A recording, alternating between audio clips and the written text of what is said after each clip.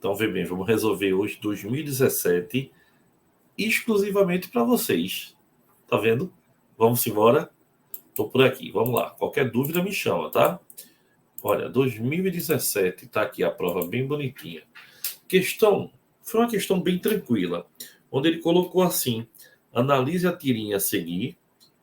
Os processos que ocorrem em cada um dos quadrinhos da tirinha são, respectivamente, o quê? Vê, pessoal. Primeiro quadrinho, o cachorrinho olha assim e diz: oh, o que é que está acontecendo aí? O gelo está derretendo. Então, isso aqui é um processo de fusão. Lembrem-se, por favor, tá? Passar do sólido para o líquido e do líquido para o gasoso e do sólido para o gasoso, todos esses fenômenos, no sentido direto, acontecem com ganho de calor. A gente chama endotérmico. Todos eles, no sentido inverso, a gente tem com perda de calor. A gente chama de exotérmico. E lembrem-se, tudo isso é fenômeno físico. Lembrando que fenômeno físico é aquele que não altera a natureza da matéria, não é? Então a gente tem aqui um fenômeno físico, né? Chamado o quê? A fusão, que é o gelo derretendo, e depois ele sofrendo o quê? Uma vaporização. Então a resposta, fácil, letra A. Mas, Gustavo, não é evaporação? Sim, pessoal.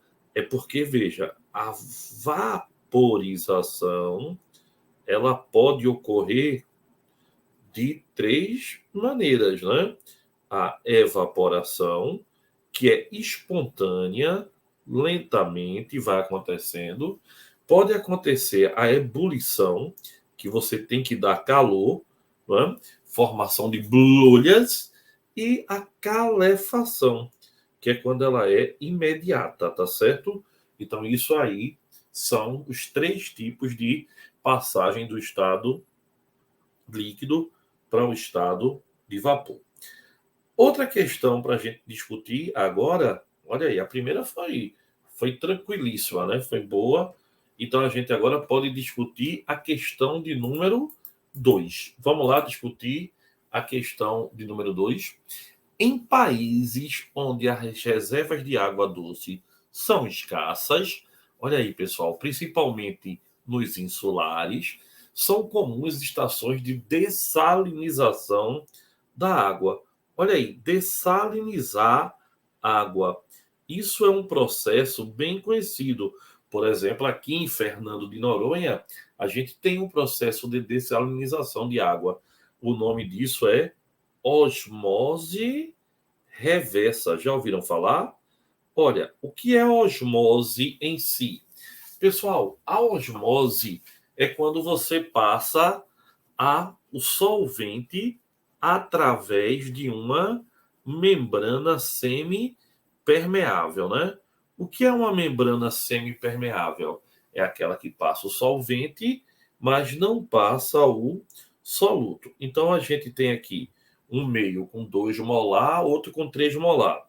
O com 2 molar é o hipotônico. O outro é o que tem maior concentração, é o hipertônico. A água sempre passa de onde? Do menos concentrado para o mais concentrado. É o que a gente chama de osmose. Agora, o que é a osmose reversa? É o sentido contrário da osmose. É quando você imagina que a água do mar passa para a água o quê? Passa para a água que é menos concentrada. Então, é o inverso da osmose. A água sai de onde tem muito sal para onde tem menos. É uma osmose reversa. Mas, Gustavo, só se obtém água a partir do sal pela osmose reversa? Claro que não. Existe outro processo, né? Que é o processo de destilação, muito usado em laboratório. Então, destilação, separação aí das misturas homogêneas. Então, bora ver o que é que ele diz. Esse processo consiste na utilização de vapor d'água de alta temperatura para fazer a água salgada entrar em ebulição. Opa, não é osmose reversa. Osmose reversa, você não precisa aquecer, não é verdade? Então, não é um processo de osmose reversa. É um processo de destilação, onde você aquece água e sal, aí a água evapora, já que o sal não vai evaporar, né? A água evapora, passa pelo condensador, leva um choque térmico e volta a ficar líquida. Aí ele diz, o processo de separação de mistura que podemos identificar no processo acima é, olha aí, destilação. Então, a resposta, letra B. Ele fala de todo o processo aqui, ó, pessoal. A gente tem que estar ligado nisso, ó. Quando ele diz assim, ó, vapor, utilização de vapor de água em alta temperatura para fazer água salgada entrar em ebulição. Posteriormente, o vapor passa por vários estágios em que é liquefeito e depois vaporizado, garantindo o grau de pureza elevado. Então, ele vaporiza, então não é osmose, e sim um processo de destilação, questão também bem legal, né? Olha aí, mais uma questão para a gente nessa resolução de prova, uma questão agora de cálculo estequiométrico. Vê, pessoal, cálculo estequiométrico é sempre um assunto que vai estar na prova, tá? Pode garantir que ela vai estar lá na prova que você fizer para os vestibulares do SSA. Não só do SSA, né? Vai também cair na prova do Enem, na prova da FPS, na prova do FUVEST, onde for. Cálculo estequiométrico é top, sempre. Ele diz aí, ó, as lâmpadas incandescentes tiveram uma produção descontinuada a partir de 2016. Elas iluminam o ambiente mediante aquecimento por efeito Joule de um filamento de tungstênio. Aí ele diz que tungstênio tem número atômico 74. Esse metal pode ser obtido da reação do hidrogênio com trióxido de tungstênio, conforme a reação a seguir, descrita na equação não balanceada. Vê, pessoal, O3, né? Então, se aqui eu tenho O3, ó, WO3, né? Trióxido de tungstênio. Então, aqui eu tenho que ter 3 também. Concorda? Aí eu tenho quantos hidrogênios agora? Vê? 6. Então, aqui eu tenho que ter quantos? 3. 3 vezes 2, 6. Tungstênio tem 1 de cada lado, oxigênio tem 3 de cada lado. Então, minha equação está balanceada. Aí ele diz, se uma indústria de produção de filamentos obtém 31,7 quilos do metal puro, 31,7 quilos do metal puro a partir de 50 quilos do óxido. Qual o rendimento aproximado? Pessoal, vê bem.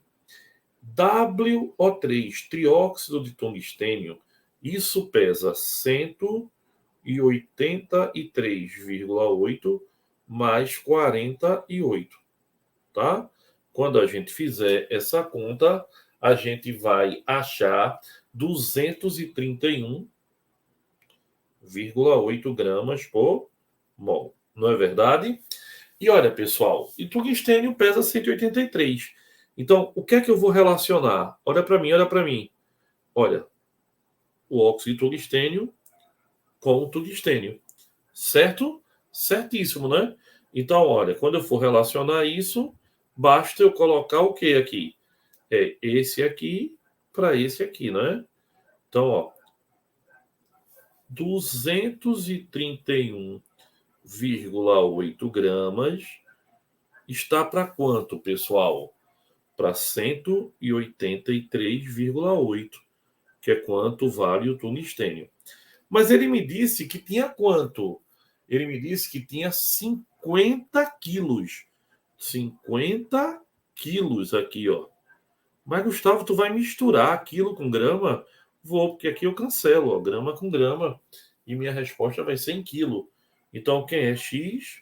X é igual a 50 vezes 183,8 dividido por 231,8, que dá, pelas minhas contas aqui, 39,64. Só que ele disse que obteve 31,7. Então, pessoal, olha para cá. Era para ele obter quanto? 39,64 e ele obteve 31,7.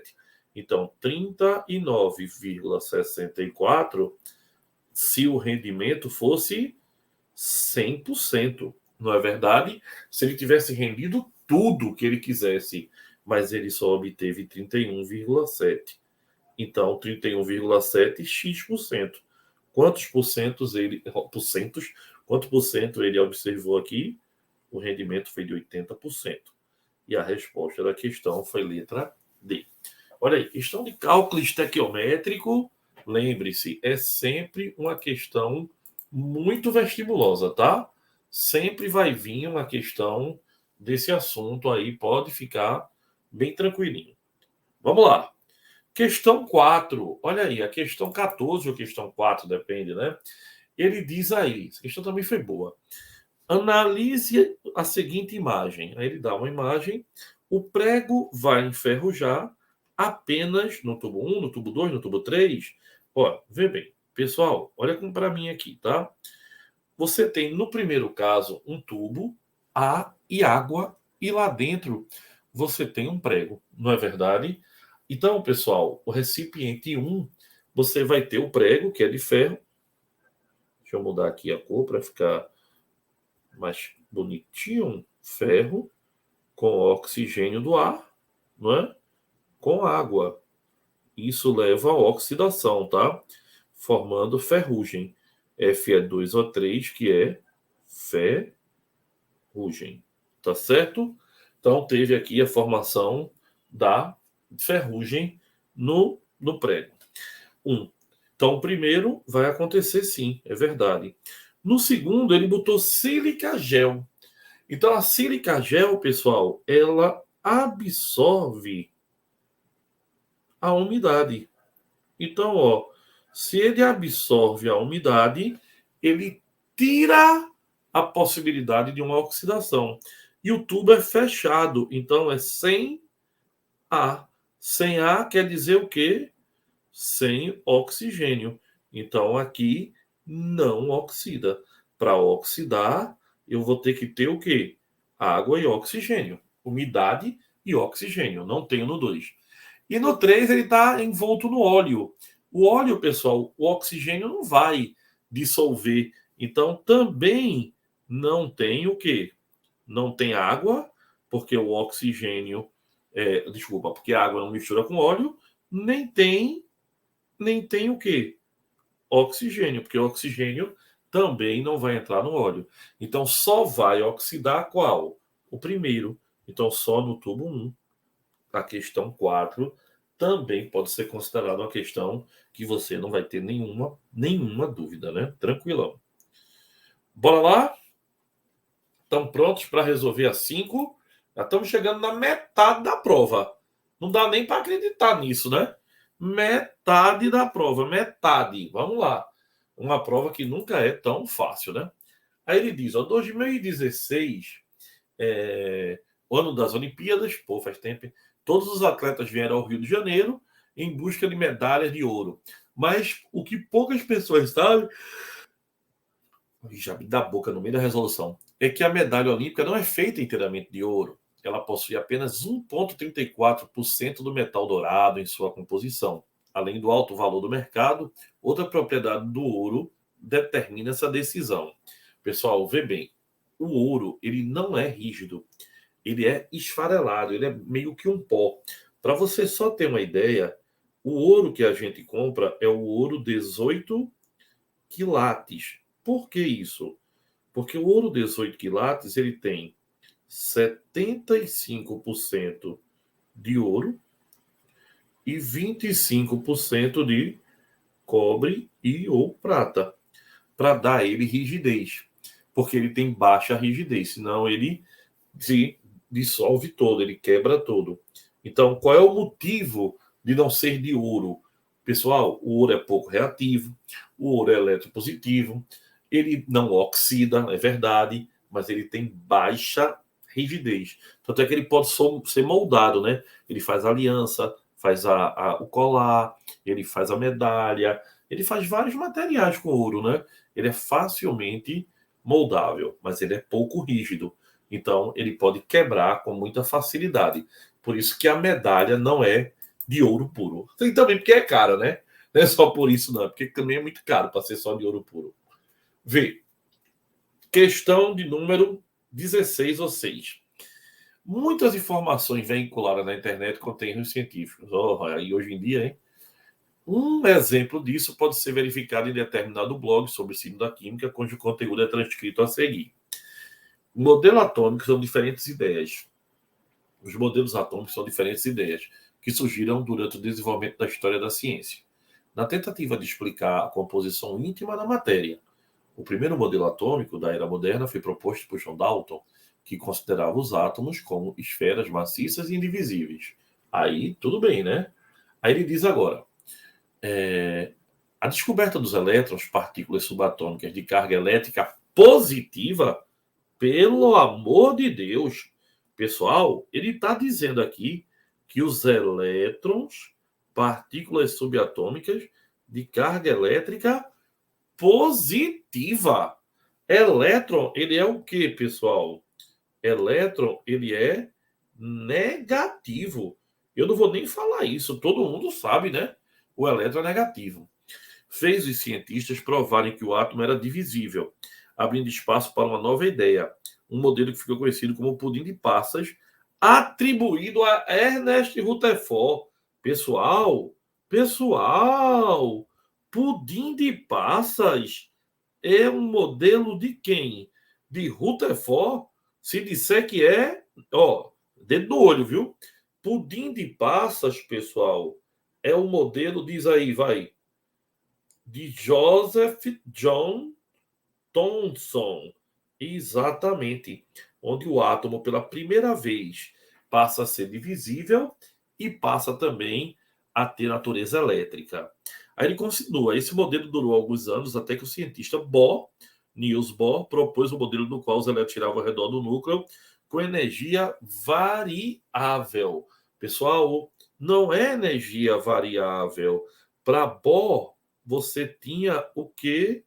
Vá, me diga. Órbitas. Quem vai me dizer? Que bom, hein? Você, para Niels Bohr, tinha a chamada órbita. O quê?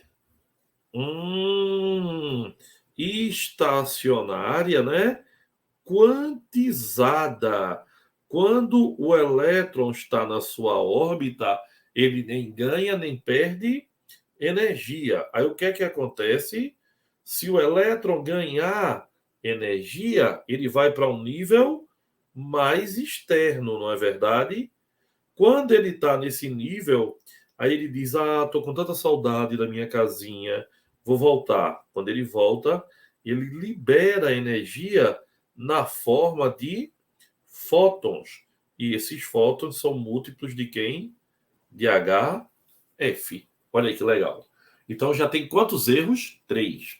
Aí ele diz aí na questão: a partir desses elétrons, os átomos poderiam se unir para formar compostos em um fenômeno conhecido como ligação química, que ocorria em busca de aumentar a energia do sistema. Pessoal, se você, preste atenção agora, todo mundo, se você vai fazer uma ligação química, em silêncio, para aí, olha para cá, se você vai fazer uma ligação química, você está buscando o quê? Maior estabilidade. Exatamente. Então, meu amor, se você está buscando maior estabilidade, o seu sistema não pode ficar com mais energia, não. Ele tem que ficar o quê? Menos energético, tá? Ele tem que ficar menos energético. Então, também há um erro, tá? Busca de aumentar a energia. Não, é diminuir a energia. Então, somando tudo, tivemos quantos erros? 4. Então, olha aí, ó. Eu não gosto desse tipo de questão, não, porque esse cara errou uma besteirinha e a questão toda. Mas foi boa, né? Fez uma revisão legal de modelos atômicos.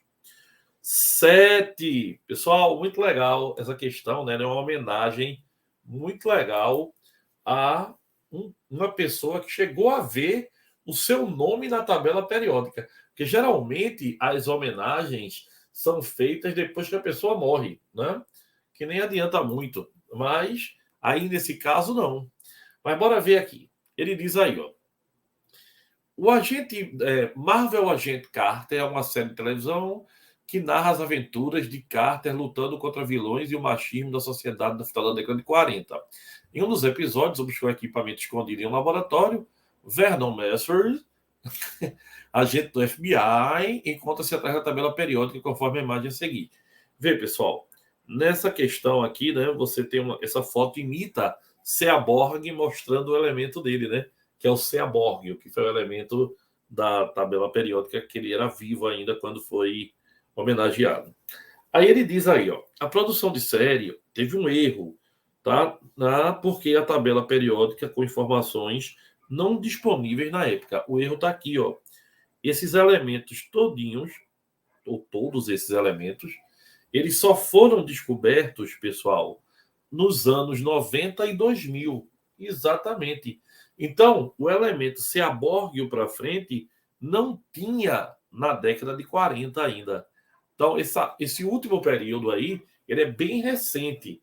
Então, a tabela devia ser sem o sétimo período, tá? Então, qual alternativa a seguir corresponde ao equívoco? Apresenta incoerência quanto à presença dos elementos transurânicos que não eram conhecidos na década de 40 e 50, como o Seaborg e o Darmastário, que, ou seja, letra D de Deus, uma questão bem feitinha, né? Muito boa a prova do primeiro ano. Então, lembre-se, esses elementos são muito mais recentes, tá? Não tinha eles nessa época. Como a série passa nessa época, então está errada. Vamos lá, questão 8. Terminando a prova, terminando, olha aí. Em um aniversário de debutante, a piscina da casa de festa estava decorada com bexigas que formavam uma flor sobre a água. Um dos convidados jogou um material no arranjo e imediatamente houve explosões na água. E as bolas foram estouradas, estragando a decoração. Essa questão aí deu uma má ideia, né? Tem gente que poderia querer fazer isso. Pessoal, existe um metal que reage na água, o sódio, né? Antigamente, os professores faziam uma prática na sala, levavam um pedacinho de sódio, jogava na água, ele ficava... Pum, dava uma pequena explosão. O sódio é altamente reativo. Ele libera hidrogênio, e o hidrogênio é que é o gás responsável pela pequena explosão. Ele é um explosivo, né? Um gás extremamente reativo. Essa reação explode porque ela libera calor. Ela é uma reação exotérmica. Então ele pergunta quem é o elemento. O elemento é o sódio metálico. Não é? Questão legal. Eu não considero essa questão fácil porque ela é informativa. Se você não lembrasse da informação, você não saía do lugar. Legal, meu povo? Vamos embora. Olha aí. Calma, tá vendo você? Terminando já a questão 9, ó. Uma das etapas para a produção de gesso utiliza em construções e imobilização para tratamento de fraturas ósseas e a calcinação da gipsida por meio de um processo descrito na equação da reação química a seguir. Tá aí a reação bonitinho. Aí ele diz, uma empresa do Polo do Araripe produz blocos de gesso com 40 quilos. Blocos de gesso com 40 quilos. Um bloco pesa 40 quilos. Um bloco de quê, pessoal? De gesso. Legal? Aí ele fala, se ela utiliza mensalmente 324 toneladas de gipsita. Olha quem é gipsita. É isso aqui. 324 toneladas. Quantos blocos são fabricados por mês? Pessoal, vê bem. Gipsita, isso aqui, a gente calcula assim, ó. Cálcio é 40. Ele deu, né? Enxofre é 32. Oxigênio é 16. Aí eu tenho 40 vezes 1, 32 vezes 1, 16 vezes 4. Aí aqui dá 40 com 32 com 64. Que vai dar quanto, pessoal? 72 com 64. Não é verdade? Então aqui, ó, 72 mais 64, 136. Só que tem duas águas. Duas águas pesam quanto? 36, né? Porque é 18 vezes 2. Então pesa mais 36. Então é 136 mais 36, que dá o total de 172 gramas por mol. Então isso aqui pesa 172 gramas por mol. Tem que colocar água, ver se ponto 2H2O é para dizer que ele é desidratado. Tem duas moléculas de água.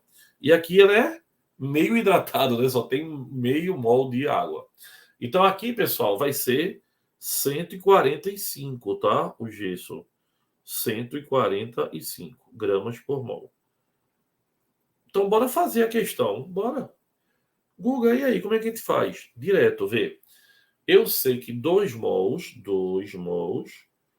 cada mol pesa 172 gramas, estão para 2 mols disso, que dá 145 gramas.